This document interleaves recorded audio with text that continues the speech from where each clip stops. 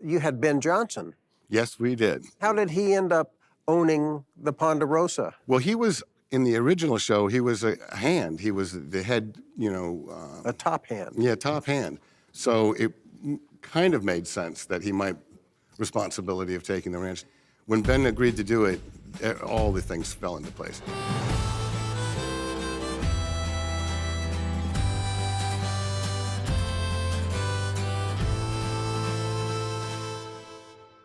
Here we go. You ready, Danny? You just wait right there. Could we have some sparse applause? Hi, welcome to Word on Westerns. My name is Rob Word, and today we're going to talk about, you guessed it, Westerns. And to talk about it as somebody who had been one of the producers on the Bonanza movies.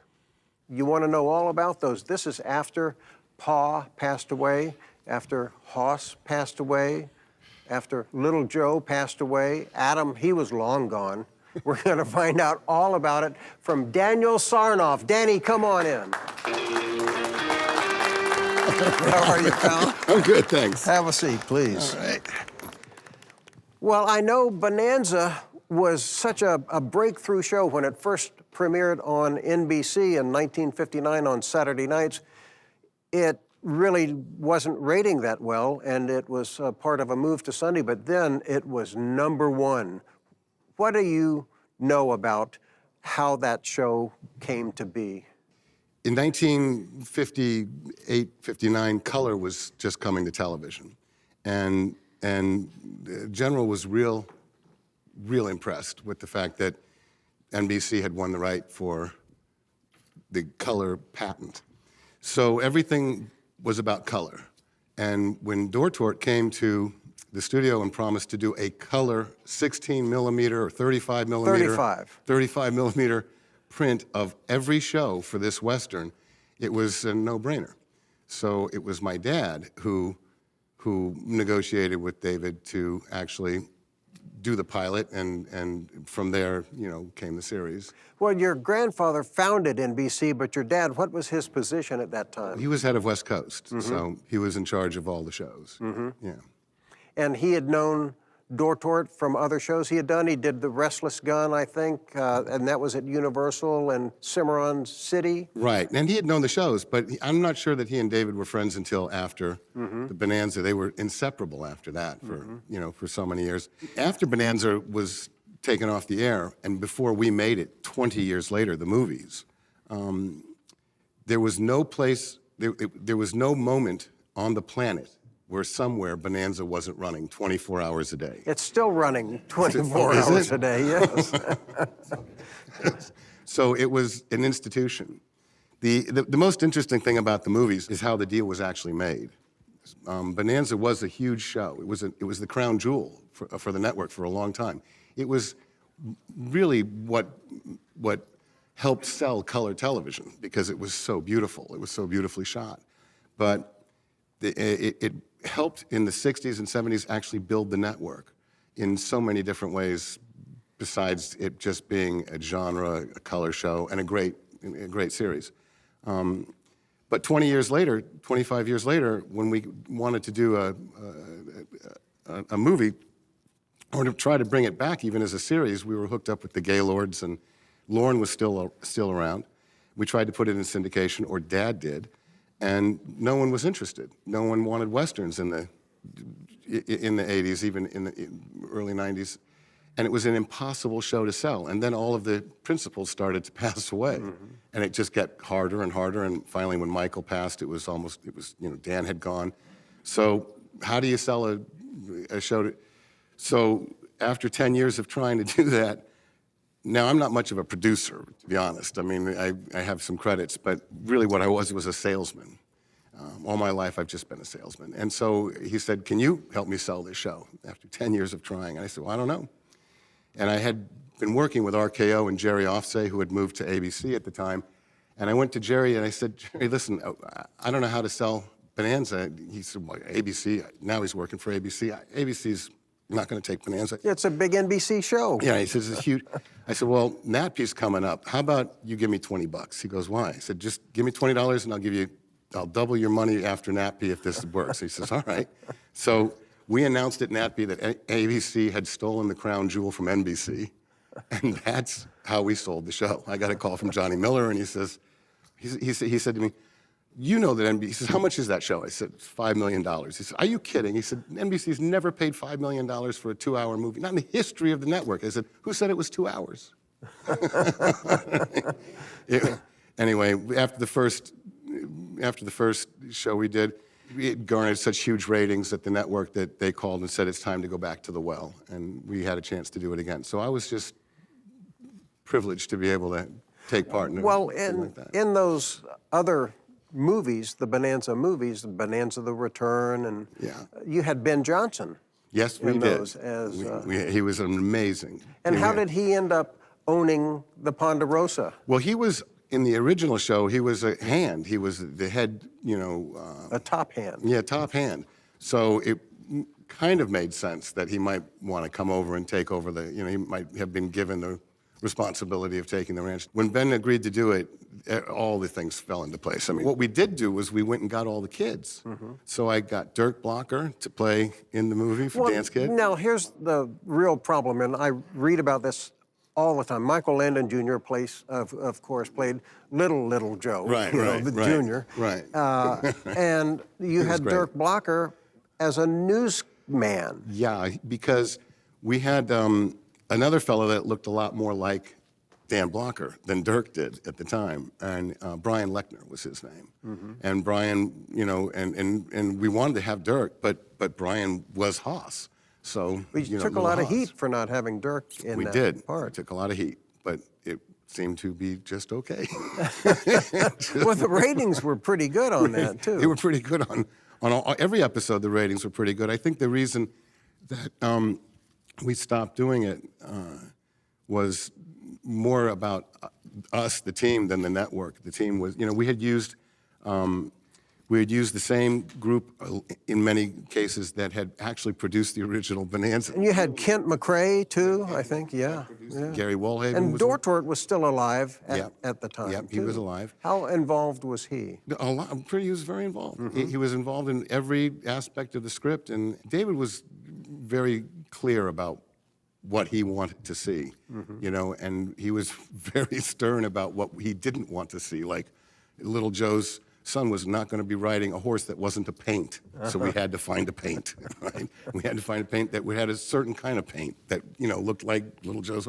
I mean, David was very particular about the minor things, and it was those minor things that actually helped make the show. The sequel, you brought back Ben again, and I think Richard Roundtree. And we had Leonard Nimoy. Now, what was that all about? Having Leonard Nimoy as Frank James, I think. Well, like I said, I wasn't really a producer. I was a salesman, and I had all this opportunity to sell all these shows. And we did a Star Trek retrospective during this time with the group that I was making the retrospective of the Bonanza for. And when we did that, Kent McRae's wife was the casting director. I can't remember her first name, but she was really nice. But she said, I said, what if we got somebody like Leonard Nimoy to play Frank James? She said, you'll never get Leonard Nimoy. Are you kidding? Go away. So that day we were shooting, and it was Leonard's time to shoot something Star Trek for an interview. And I went up to him and I said, how'd you like to be on the Ponderosa and play Frank James? He said, are you kidding? I got a house in Tahoe right across the street. I said, I'll pay you the top of the mark. He says, really? He said, how much? $1,000? $100,000. He was getting $5 million for Star Trek. That's pretty good, though. Yeah, well, it was 92. Yeah. So he agreed. He said, let's do it. And we had, the Leonard Nimoy, I'm part of Temple Israel. So we were there 4 or 5 years, and the Temple Israel is populated with like major producers, as you know, the people from Friends, and so we were just tiny little peppers on that little tree. And one day Leonard was talking to Rabbi Rosoff, and I walked up to Rabbi Rosoff to say hello, and he introduced me to Rabbi Rosoff as the greatest producer he'd ever worked with. All of a sudden, I couldn't get enough from Temple Israel. He was looking for donations, I guess. Yeah, maybe. Right, for the Nimoy wing, right, which is there. the clip show that you put together. So on NBC, you put together a clip show to lead into... Yeah, that 3-hour block got a 30 share. Yeah. Well, We don't it's see that nice that anymore. they picked Sunday night, too, for that, Right. which was the night. night. Right, and November sweeps, third week of the November sweeps, so it Well, was what do you important. remember about when Bonanza, you were a kid watching the show, and Sunday night was Bonanza time Appointment everywhere? viewing. I watched it differently than most people. How so? We lived in Benedict Canyon at the time, and in those days you were allowed to have a horse in Benedict Canyon, but we didn't have a big horse, we had a miniature horse. And we had gotten this miniature horse from Argentina, and it was literally, I don't know, only that high. And the horse would come to the living room and watch Bonanza with me when I was a kid every Sunday night. Me You're and Bolero. making that up. No, I bet there's pictures. I'll have to send you pictures. I want so we photos can, of this, I'll have yes, to ask yes. that.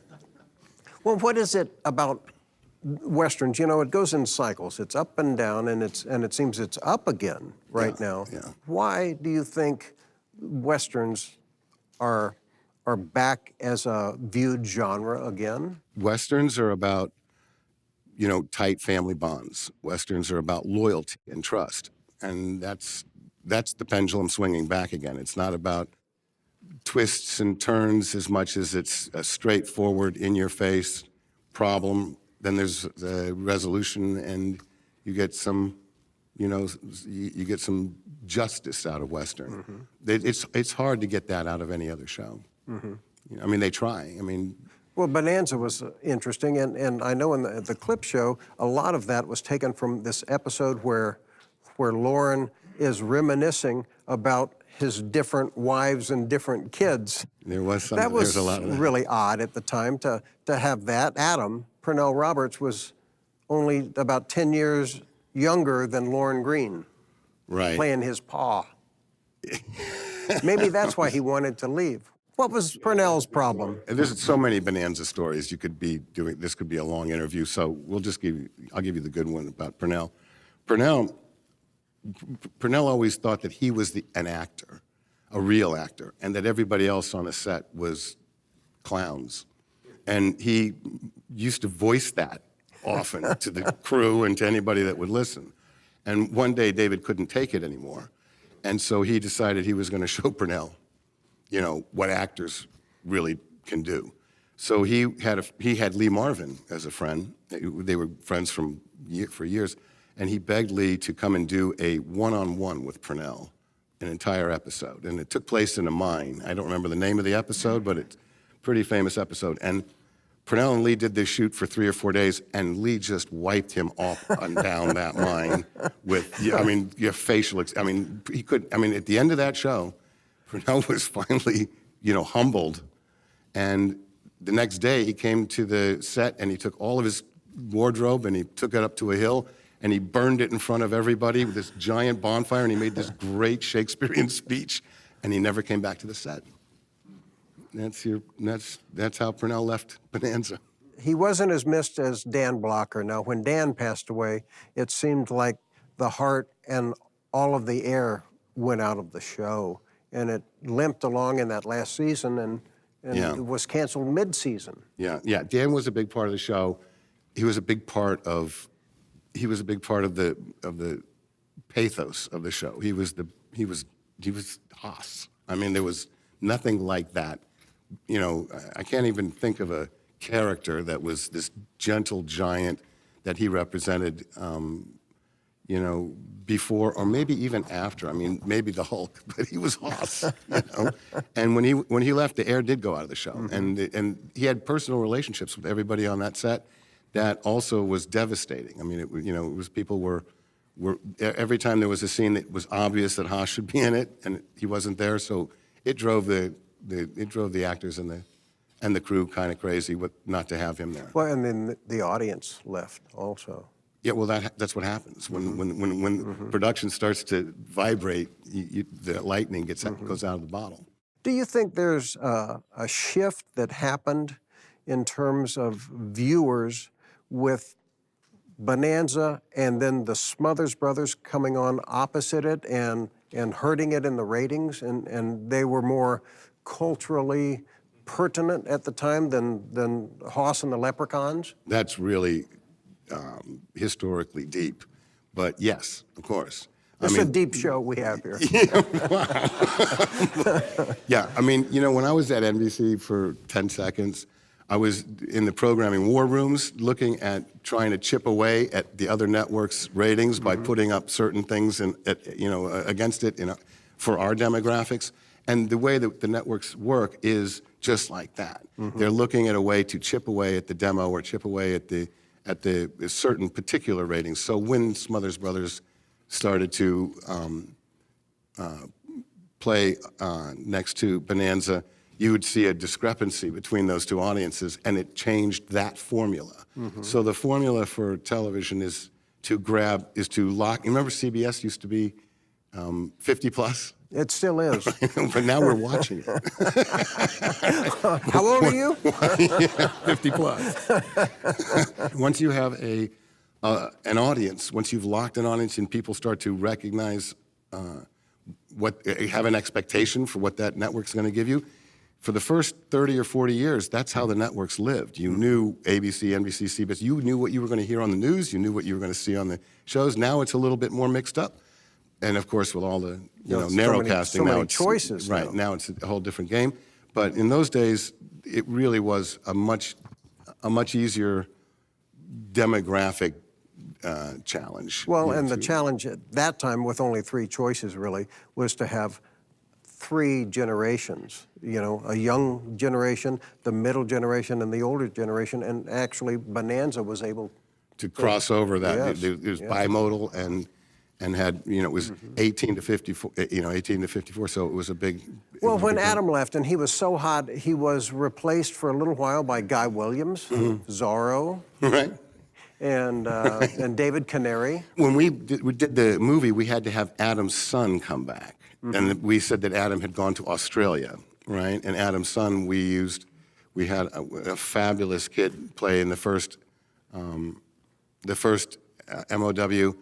From Australia, and I thought he was going to be a huge star. His name was Alistair McDougall, and he was destined to become a huge star. But NBC, in their wisdom, just before our second MOW, pulled Alistair from the cast, even though we had written that script literally to focus on him because he was such a star. And they put some other person in that place and just switched him out, and that really hurt us. But Alistair, they did that because they wanted him to do a 6-episode pilot. It was a Robert Conrad show that lasted 6 whole episodes. and so the point is that when the networks get involved in the creative decisions of the production, you learn real fast how miserable that can be when it comes to trying to continue, a project. Bonanza would have definitely survived more. It might have even been a series had we kept that kid. Well, I'm glad you were able to do the movies that you sold, and your clip show is still phenomenal. Oh, thanks. And Danny, thank you for joining us My here pleasure. today. Thank you very much. Thanks, Rob.